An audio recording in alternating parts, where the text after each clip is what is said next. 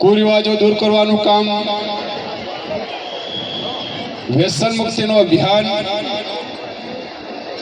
અને સાથે 21મી સદી એ જ્ઞાનની સદી છે અને આ 21મી સદીમાં સૌ ભણી ગણી શિક્ષિત થાય અને સુખીને સમૃદ્ધ થાય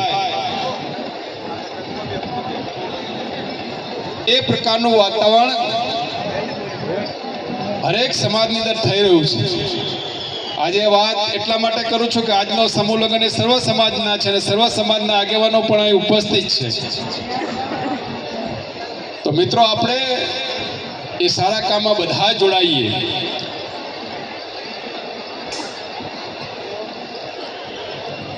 હરેક સમાજ સુખીને સમૃદ્ધ થાય તો જ આપણું રાષ્ટ્ર સુખીને સમૃદ્ધ થાય. આપણી સંસ્કૃતિની અંદર જે સામાજિક વ્યવસ્થાઓ છે એ વ્યવસ્થાઓ પણ એટલા માટે જ છે. આ સામાજિક વ્યવસ્થાઓને સુદૃઢ કરવાનું કામ, સુધારવાનું કામ થઈ રહ્યું છે. એ કામ સરાહનીય છે. એ કામને આગળ વધારવા માટે આપણે બધા પ્રત્યક્ષ ને પરોક્ષ રીતે સહભાગી થઈએ, સહયોગી થઈએ. સમૂહ લગ્નનું આયોજન થાય આ રીતે, સાદગી ભર્યા લગ્નનું આયોજન થાય. સમાજના બીજા પણ રિવાજો, એ રિવાજોની અંદર સામાન્ય પરિવારને, સામાન્ય વ્યક્તિને પોસાય એ પ્રકારના રિવાજો થાય, તો જેથી કરીને એ ખર્ચ ઘટે, એની બચતો થાય અને એ બચતો આપણા બાળકોના ઉજ્જવળ ભવિષ્ય માટે એમને શિક્ષણ આપીએ, એમની કેળવણી થાય, ધંધા રોજગાર વ્યવસાય ક્ષેત્રે એનો સદુપયોગ થાય, તો આપણે સુખીને સમૃદ્ધ થઈ શકીએ. મિત્રો, 21મી સદી એ જ્ઞાનની સદી છે.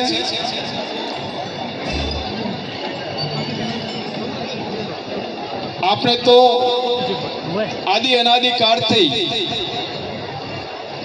જ્ઞાનના આપણે ઉપાસક રહ્યા છીએ. દુનિયાને જ્યારે લખતા ને વાંચતા નહોતું આવડતું ત્યારે આપણા ઋષિ મુનિઓએ વેદ ઉપનિષદો નું જ્ઞાન દુનિયાને આપ્યું હતું. એ વારસો, એ વિરાસત ને આપણે જાળવીએ.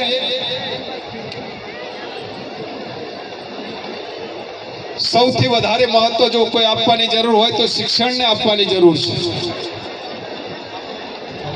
શિક્ષણથી જ્ઞાન આપણને મળે છે અને જ્ઞાન એક એવી વસ્તુ છે કે સૌથી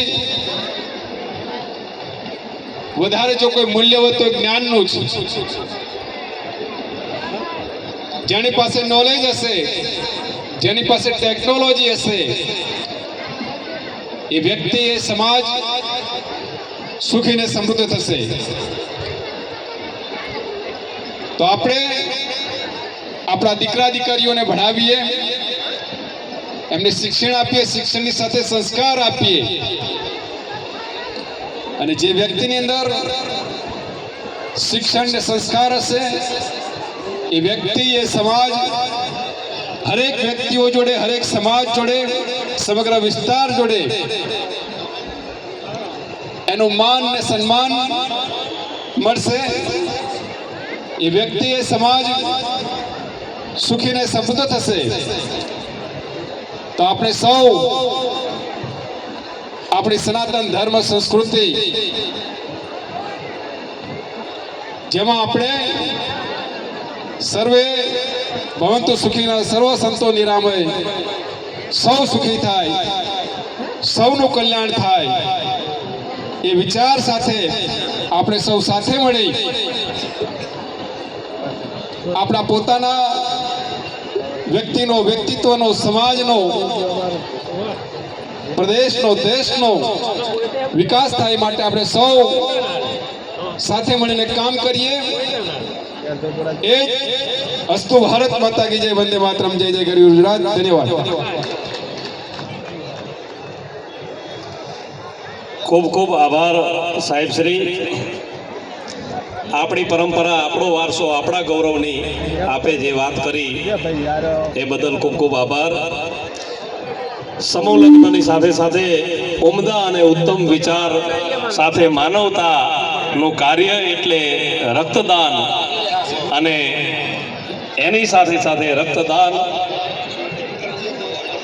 હા, અને જે વર કન્યાએ આ સમૂહ લગ્નમાં ભાગ લીધો છે એ બંને પરિવાર, કન્યા અને વર બંને પરિવારના એક વ્યક્તિએ ફરજિયાત અહીંયા રક્તદાન આપી અને માનવતાને આપણે મહેકાવવાની છે. હા, અને કદમ સેવા સમિતિ દ્વારા અહીંયા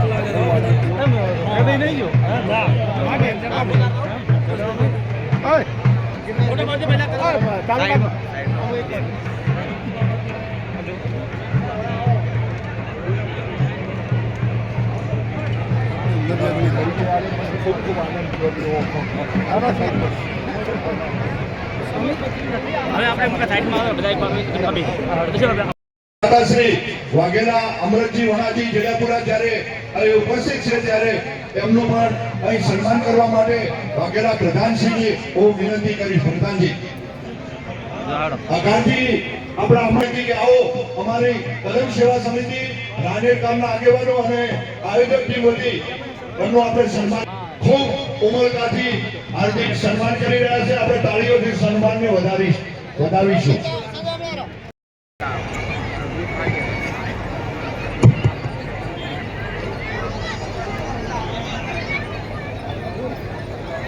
બોલો ભારત માતા કી, બોલો જય જય શ્રી રામ.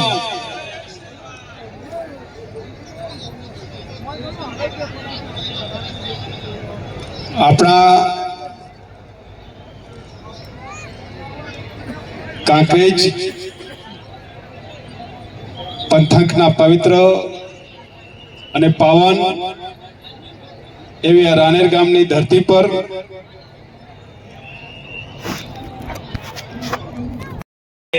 ગુજરાત સરકારના પૂર્વ મંત્રી એવા આપણા હૃદયમાં એમનું સ્થાન છે એવા આદરણીય શ્રી કીર્તિસિંહ વાઘેલા સાહેબને વિનંતી કરીએ આ સમારંભના ઉદ્ઘાટક તરીકે તેઓએ આ કાર્યક્રમને દીપાવ્યો છે. ત્યારે સાહેબ શ્રીને વિનંતી કરીએ કે પ્રસંગને અહીંયા ઉદ્બોધિત કરશે.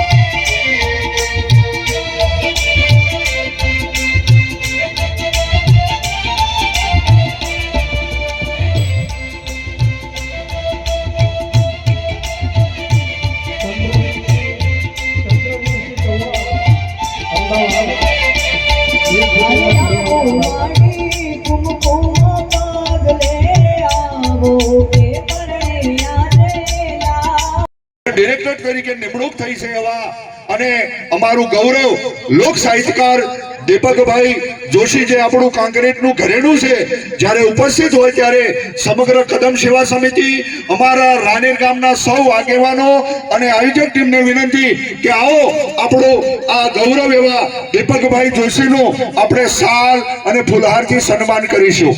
જે વરઘોડિયાની લગ્ન વિધિ પતી હોય એમને આગળ બેસવાની વ્યવસ્થા કરજો. જે વરઘોડિયાની લગ્ન વિધિ પતી ગઈ હોય એમને આગળ બેસવાની વ્યવસ્થા કરજો. સ્વયંસેવક મિત્રો આગળ વરઘોડિયાને બેસવાની વ્યવસ્થા કરજો. જેની પણ લગ્ન વિધિ પતી ગઈ હોય એવા વરઘોડિયાની બેસવાની વ્યવસ્થા કરજો.